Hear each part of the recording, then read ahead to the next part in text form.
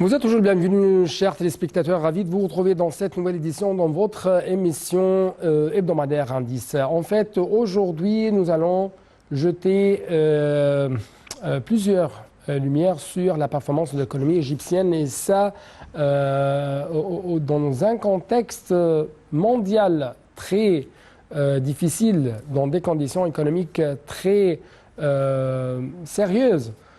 Beaucoup de crises. Beaucoup, si je peux dire, des perturbations concernant les marchés internationaux, des vagues inflationnistes qui ont des retombées négatives sur la performance de l'économie égyptienne, notamment sur la livre égyptienne.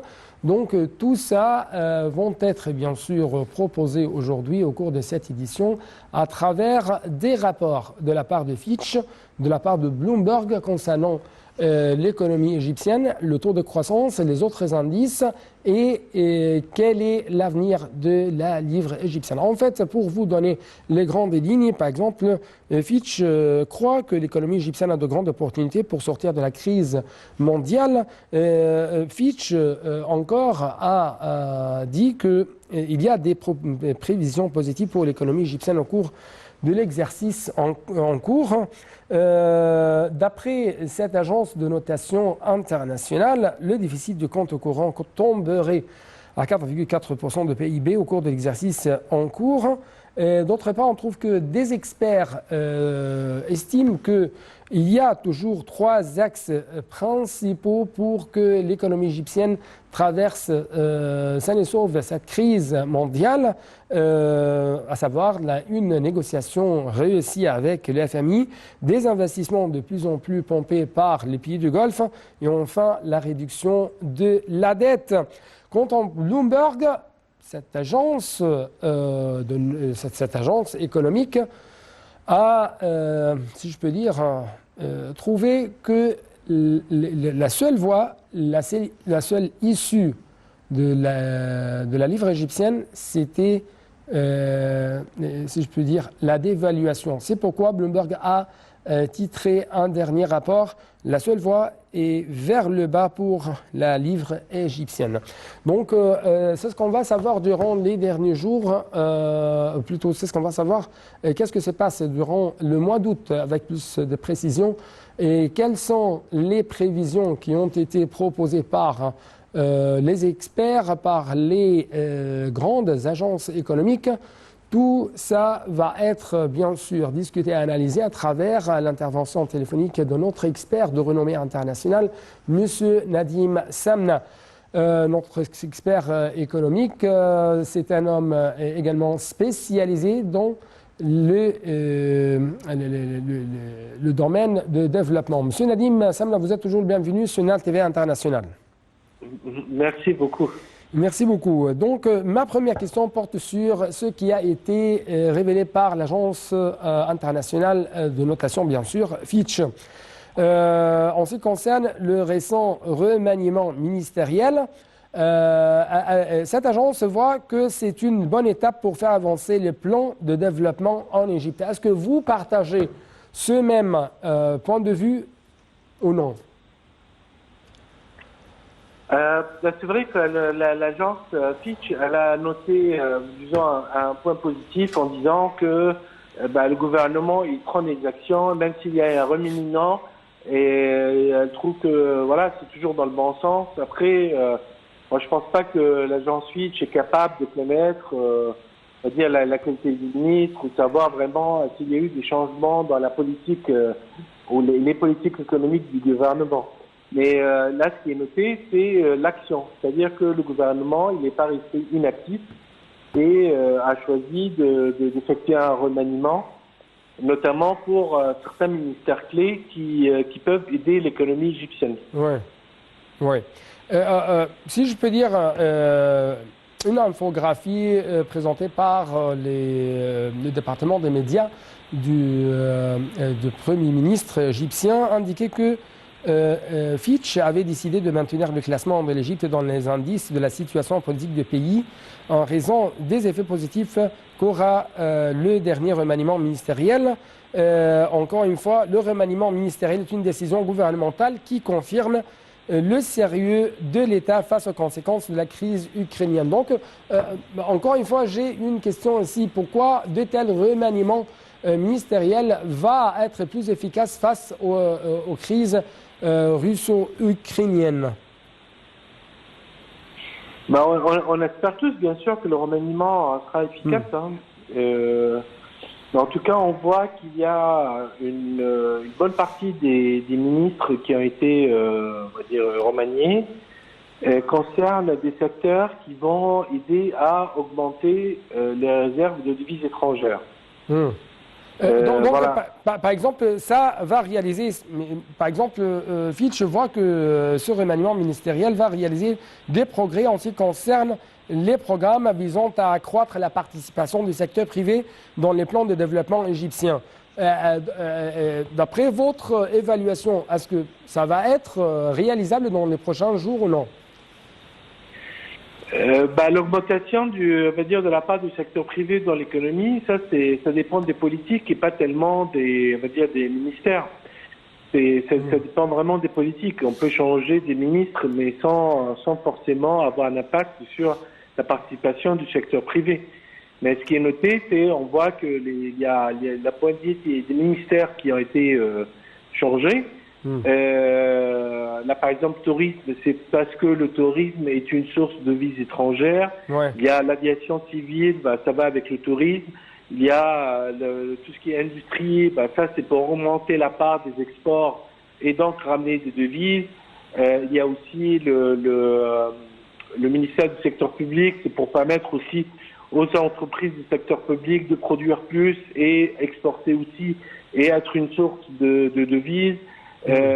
Donc il y a plein de ministères qui ont été remaniés avec, à mon avis, un objectif très clair, c'est ramener des devises et vraiment, on va dire, réduire la dépendance de l'économie égyptienne à la disponibilité de devises étrangères. Oui. Donc, en ce qui concerne par exemple le tourisme, comment ça va donner un plan de marketing plus efficace au niveau du marché touristique mondial? C'est ça, par exemple, l'un des points qui a été souligné dans ce rapport de Fitch. Le plan marketing du tourisme pour l'Égypte, c'est ça? Oui. Oui, là, on voit que cette année, c'est, on va dire, la première année depuis la crise du corona où, on va dire, le tourisme commence à reprendre son souffle. Les niveaux restent inférieurs on va dire, au tourisme avant le Covid. Je pense que les professionnels du tourisme, là, aujourd'hui, ils sont contents parce qu'ils retrouvent un petit peu d'activité, mais on est encore pas au même niveau qu'avant la crise, ça c'est sûr, et dans tous les pays.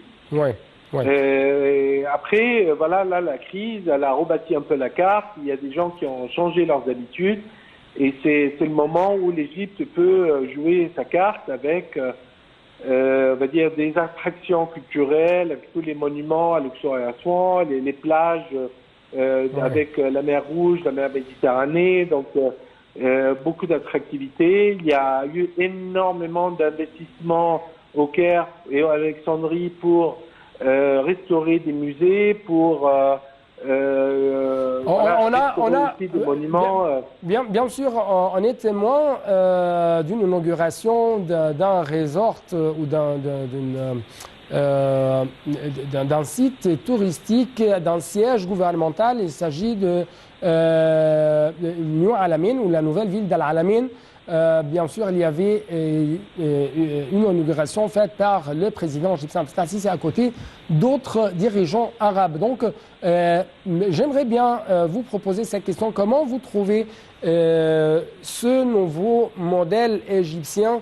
C'est la promotion touristique à travers des instruments politiques. Alors bien sûr, là, le fait de recevoir les dirigeants arabes à la Médine, là, tous ces dirigeants vont être accompagnés de touristes, il y aura des reportages, ils vont montrer la plage à la Médine, la belle plage, la mer, le sable, etc. Donc c'est aussi ce qu'on appelle un paysage de carte postale qui va être vu et télétransmis à des millions de téléspectateurs dans les autres pays arabes. Donc c'est fait, et puis ça montre aussi les nouveaux investissements. C'est quand même plus facile de montrer à la Médine avec les tours sur au bord de l'eau, avec la nouvelle route, avec tous ces investissements et qui montrent le changement effectué par l'Égypte.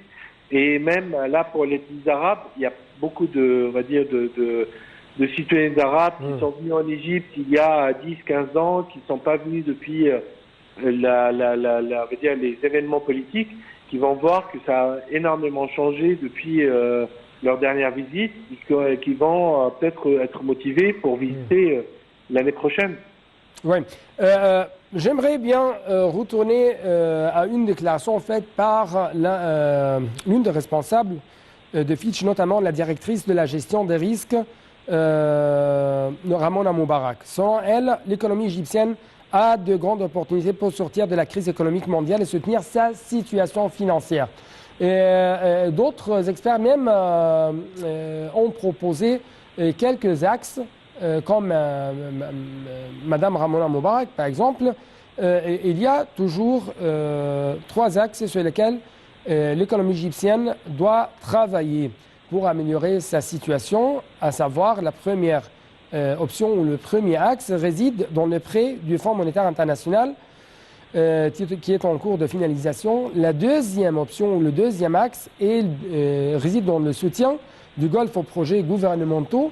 Et enfin, le troisième axe, c'est le financement des institutions multilatérales. Donc, ce sont des solutions ou des issues devant l'économie égyptienne. Comment vous avez analysé de telles options ou de tels axes?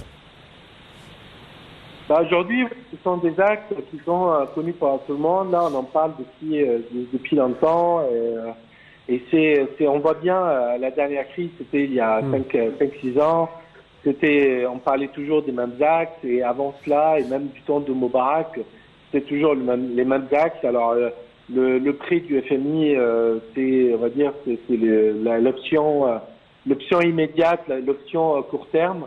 Après, l'option moyen et long terme de production locale.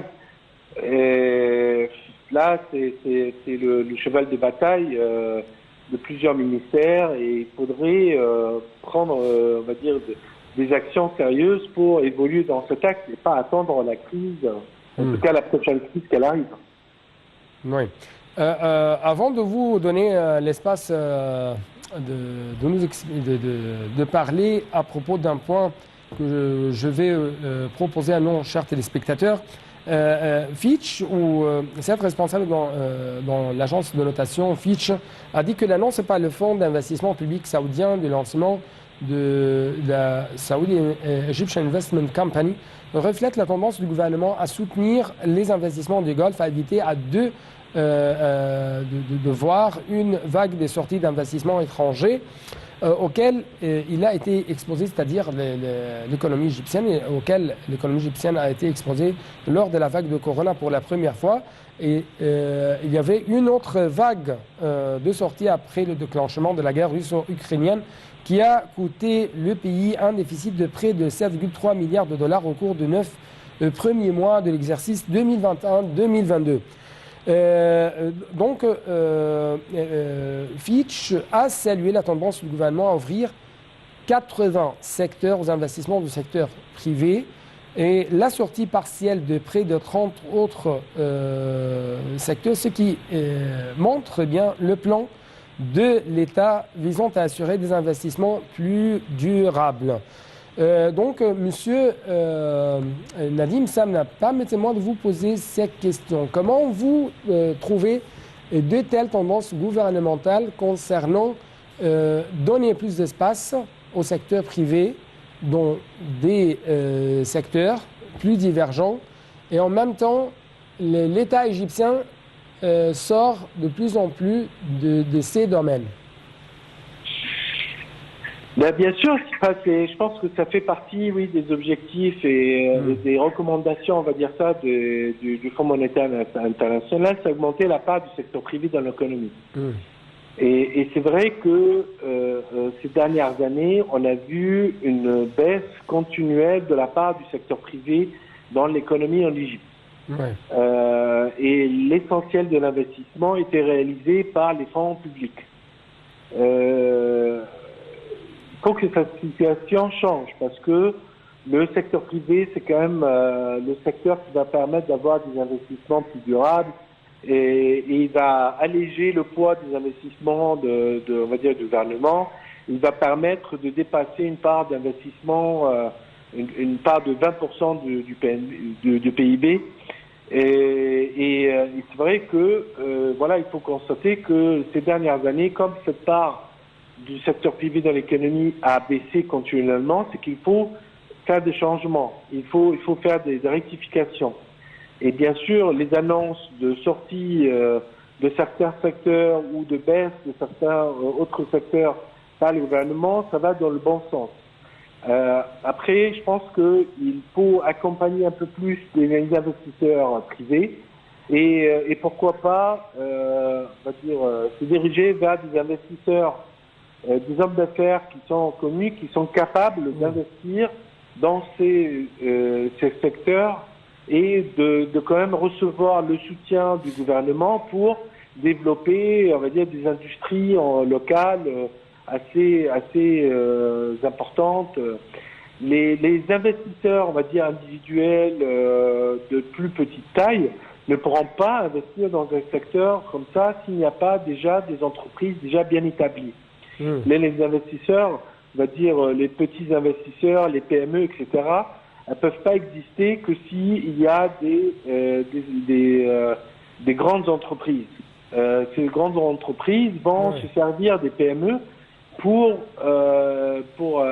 jouer ce rôle d'approvisionnement, pour compléter le portefeuille de produits ou de services des grandes entreprises. Donc d'après vous, je sais que vous avez la main dans des affaires concernant les investissements arabes en général, notamment des pays du Golfe. Donc d'après votre remarque, il faut plus de dynamisme de la part du gouvernement afin de faciliter la tâche des moyennes et petites entreprises étrangères qui veulent pomper un peu plus d'investissement au sein de l'économie égyptienne ou qui veulent établir des compagnies au sein de l'économie égyptienne, n'est-ce pas? Bien sûr, là, les investissements des pays du Golfe viennent soutenir l'économie. Bon, là, pour l'instant, on voit que les grandes annonces sont concernées surtout des entreprises qui sont cotées en bourse. Mais il y a aussi des annonces d'investissement pour création d'usines et d'unités productives. Donc ça, c'est vraiment très productif.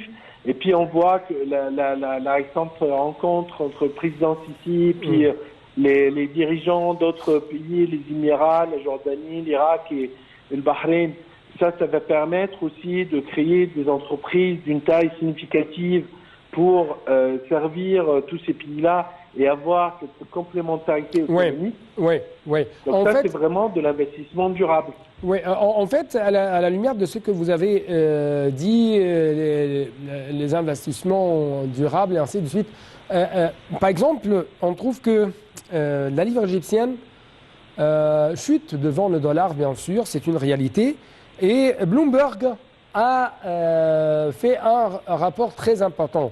La seule voie est vers le bas pour la livre égyptienne, et elle a posé la question, c'est de savoir combien.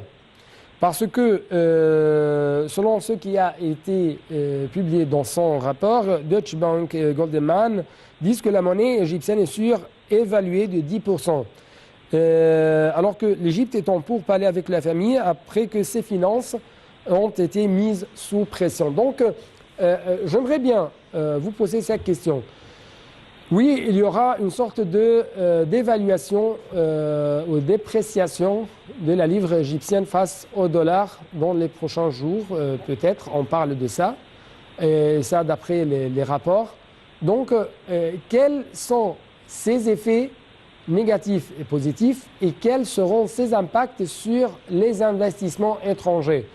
Et en même temps, qui veut déprécier la livre égyptienne? Est-ce que c'est une vision de la part du gouvernement ou c'est une vision de la part du Fonds monétaire international?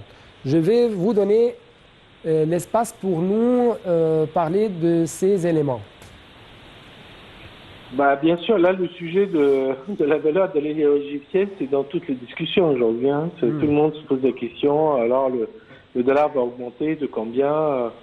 On ne sait pas. Enfin, on peut pas vraiment donner avec précision une valeur de baisse de dollar pour plusieurs raisons. Hein. Mais là, on se rappelle en 2016 lorsque on a fait le flottaison de la monnaie. La livre égyptienne, elle a quand même, le dollar a touché la barre de 20 livres avant de baisser graduellement jusqu'à descendre à 15,5 livres et c'est resté comme ça stable pendant longtemps. Alors au début, il n'y avait pas de soutien de la part de la Banque centrale, mais on s'est rendu compte que au fur et à mesure, la Banque centrale elle a quand même soutenu la livre égyptienne et elle va dire dépensé plusieurs milliards de dollars pour soutenir la livre égyptienne.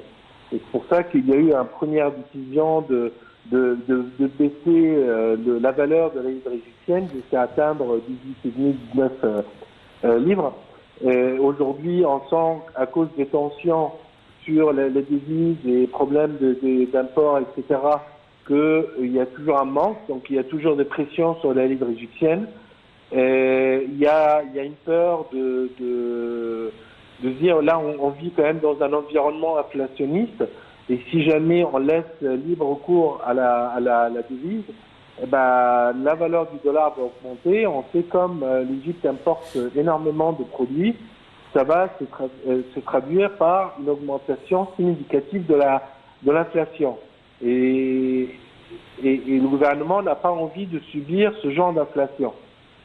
En 2016-2017, va dire, ça a été absorbé parce qu'on sortait d'un environnement différent. Aujourd'hui, le choc, il va être très douloureux parce que on sort aussi de 2 années de Covid où il y a eu une baisse des investissements, baisse du tourisme. Et donc là, ça devient une situation critique et le gouvernement a envie de réfléchir à plusieurs fois, pas juste 2 fois, avant on va dire, de faire cette décision et d'actionner cette décision. Donc c'est celui qui dit 10%, 20%. Je pense qu'il peut pas prévoir avec certitude. Ouais. Et avant, en 2016, personne ne pouvait prévoir cette baisse importante de la valeur de la livre égyptienne. Donc nous sommes dans une situation d'incertitude concernant la livre égyptienne, n'est-ce pas? Bien sûr, oui, bien sûr. Oui. Ouais. Mais là, si vous voulez, là aujourd'hui, on va dire, le scénario idéal, c'est à recevoir, dire, le prêt du Fonds monétaire international, ouais.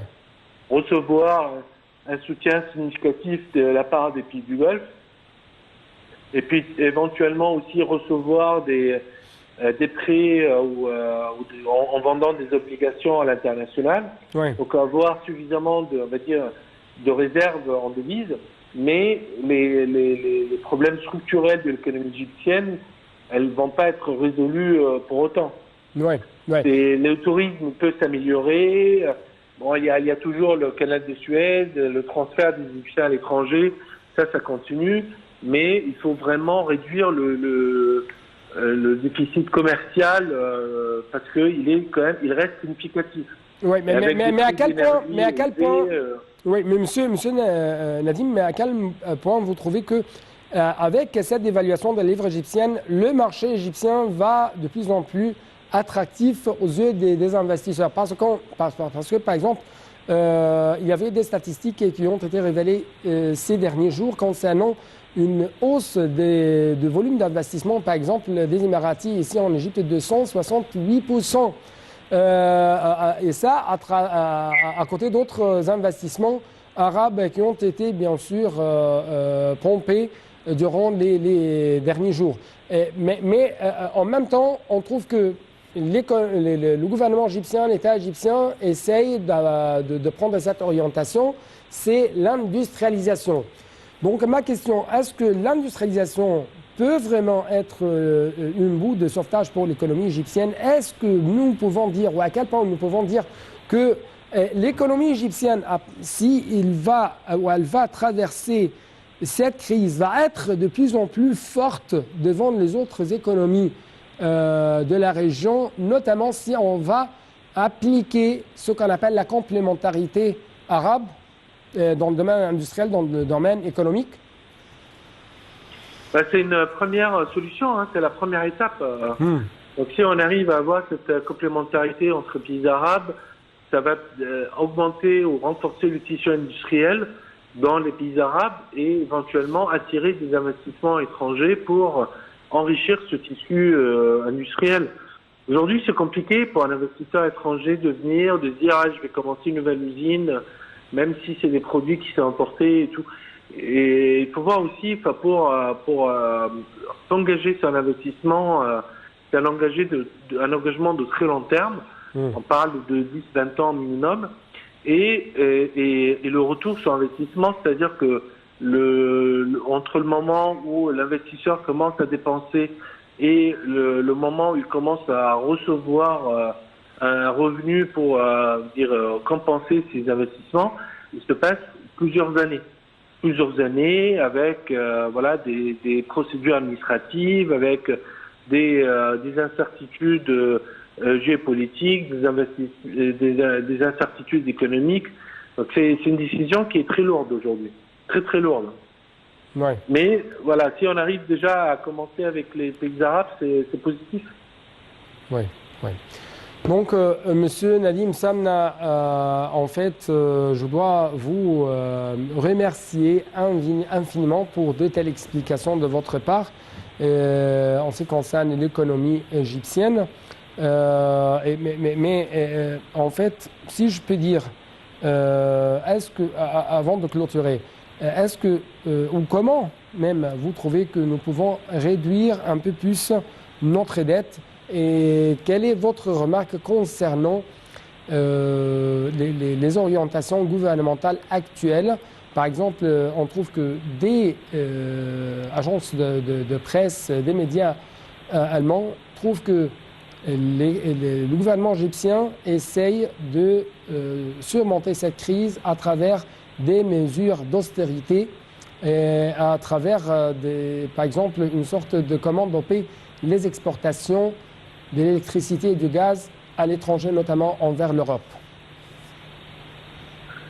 Ce qu'on peut noter, c'est que le gouvernement il agit, il est très actif, il y a de nouvelles politiques qui sont issues, il y a des tentatives, il y a beaucoup de choses qui sont faites. Après, bien sûr, c'est un environnement qui est très difficile, hein. C'est plusieurs crises.